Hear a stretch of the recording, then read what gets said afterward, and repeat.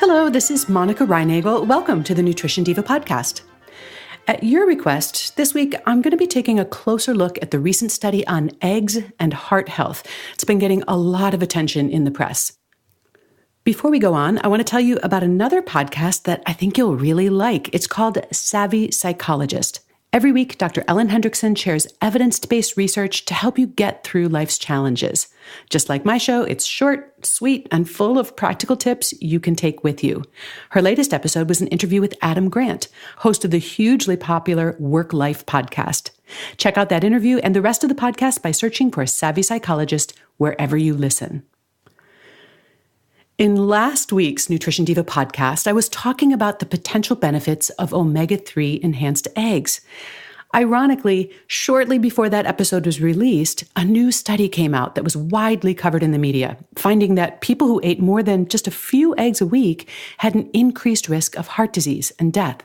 Now, this headline wouldn't have raised any eyebrows 20 years ago when we firmly but falsely believed that eating foods that contained cholesterol would contribute to high blood cholesterol and raise our heart disease risk. But in 2016, the Dietary Guidelines for Americans officially removed cholesterol from the list of nutrients that we need to worry about limiting. And this was based on an accumulating stack of epidemiological evidence finding no clear link between dietary cholesterol and heart disease risk. And in addition to these observational studies, there have also been controlled diet studies, which were able to provide more reliable information about cause and effect. Most of these found that diets containing more cholesterol didn't increase heart disease risk factors compared to similar diets that were lower in cholesterol. All of this evidence ultimately led the USDA to take cholesterol off the list of nutrients of concern. And believe me, this decision was not an impulsive one. In fact, many in the health and nutrition community felt that it took the USDA 10 or 20 years longer than it should have to let eggs and cholesterol off the hook. So when this latest study hit the newswire, dozens of you reached out to me for comment. And I totally sympathize if you're feeling a little jerked around. I mean, first eggs are bad for you, then they're fine, now they're bad again. So let me try to put this latest headline in perspective. The first thing you need to know about this study is that the increase in risk was pretty modest. Overall, 18% of the people they followed developed heart disease over the course of a couple of decades. Now, of those who had more cholesterol in their diets, 21% developed heart disease. So, according to this study, if you have a lower cholesterol diet, your risk of developing heart disease is just under 1 in 5. And if you have a higher cholesterol diet, your risk is just over 1 in 5. The second thing you need to know is that these findings were not actually about eggs. They were about cholesterol. The analysis found that those consuming more than 300 milligrams of cholesterol a day on average had an increased risk of heart disease. It also found an increased risk among those eating more than 3 eggs a week. But the association between egg consumption and heart disease disappeared when they adjusted for cholesterol consumption. In other words, it wasn't the eggs per se that was increasing the risk, it was the cholesterol. Now, most of the cholesterol that we take in comes in from meat, poultry, fish, and dairy products. In fact, eggs account for just 25% of the cholesterol in the typical diet. So this conclusion that it's only safe to consume 3 to 4 eggs a week is based on the assumption that you're also eating meat, poultry, fish, and/or dairy products on a daily basis. And that may or may not be true for you. If eggs are your only source of cholesterol, for example, then you might be able to eat a dozen eggs a week. But is this association between cholesterol and heart disease even real? This study was a meta-analysis of 6 different observational studies. And in each of these studies, they asked a big group of people about their diet.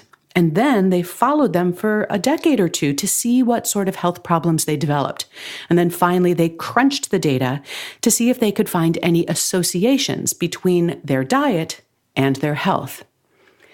But this is not the first time researchers have crunched this type of data. And one big question is why this latest study found a link between cholesterol and heart disease when so many previous analyses did not. And the authors argue that it's because they did a better job of adjusting for variables such as smoking, drinking, exercise habits, and other aspects of the diet.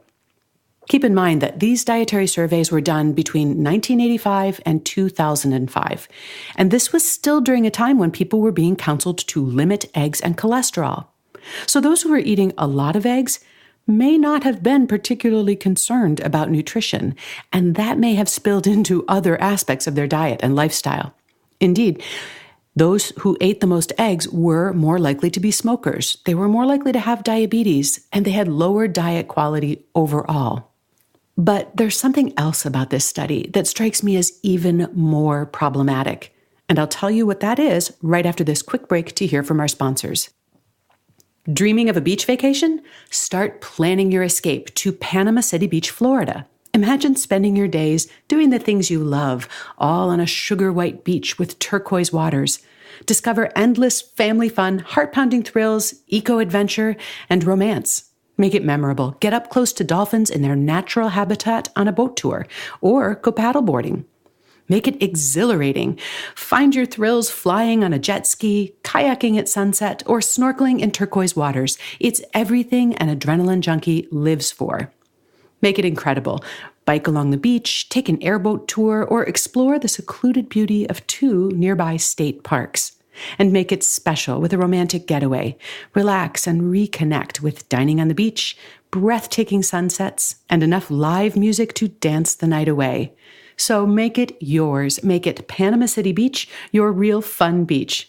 Plan your escape now at visitpanamacitybeach.com. Support for today's show also comes from NeoU, a fitness platform that streams live and on-demand classes from top instructors and workout concepts from around the world. NeoU has over 40 fitness concepts, such as the Vixen Workout, an exciting dance class set to your favorite pop songs, or the Brave Body Project, a cardio boot camp led by celebrity trainers.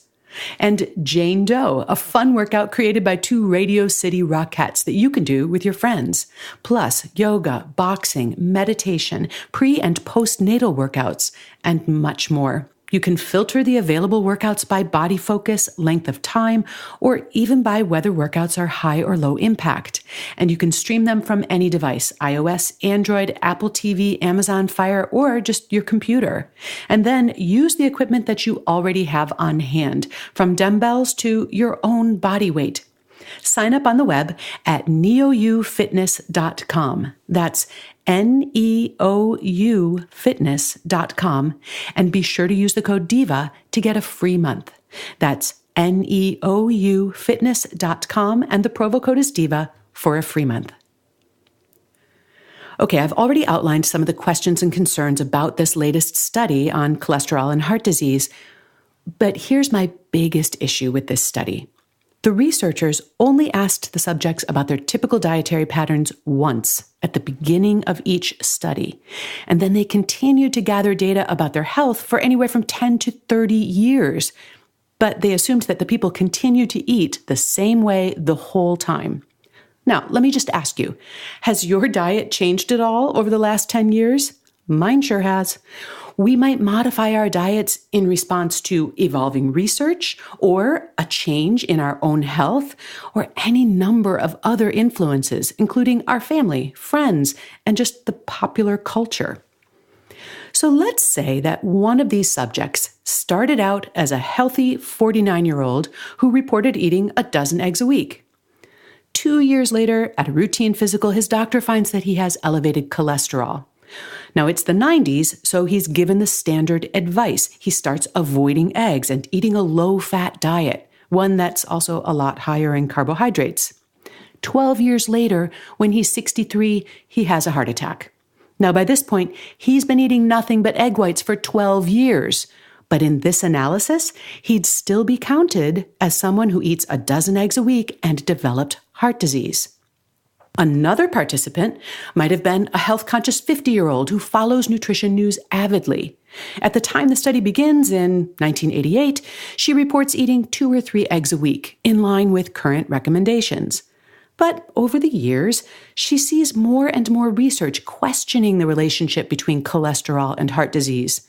Meanwhile, she's reading a lot about the benefits of higher protein diets. And as a result, she starts eating more eggs. At 65, she's eating 8 to 10 eggs a week, and she's heart disease free. But in this analysis, she'd be counted as someone who eats very few eggs and doesn't have heart disease. I actually think it's pretty unlikely that people's egg consumption remained constant over the course of these decades. And that makes it really hard for me to put much confidence in these associations. In my opinion, when it comes to your risk of heart disease, the amount of cholesterol in your diet plays only a minor role, if at all, compared to your overall diet quality and lifestyle. It comes down to those same 3 questions I always ask. How much are you eating? What are you eating it with? And what would you be eating if you weren't eating that instead? If you're replacing your breakfast pastry with a couple of eggs, or your afternoon candy bar with a hard-boiled egg, or your hamburger with a vegetable frittata, I think those eggs are doing more good than harm. Obviously, it's possible to overdo just about anything, and I'm not suggesting that it's a good idea for everyone to be eating half a dozen eggs every day. But I don't think you need to limit yourself to 3 eggs a week either. Personally, I feel perfectly comfortable consuming a dozen eggs a week, and this study doesn't change that. You'll find a transcript of today's episode, along with links to the research that we've been discussing at nutritiondiva.quickanddirtytips.com. And if you'd like to chat more about this, come find me on Twitter or Facebook. I'm at Nutrition Diva. The Nutrition Diva Show is produced by Nathan Sems with editorial support from Beata Santora. I'm also grateful to Morgan Ratner, Michelle Margulis, and Emily Miller for their support, and to Kathy Doyle for her vision and leadership. And we are all grateful to you for listening to our show every week. Have a great week, and remember to eat something good for me.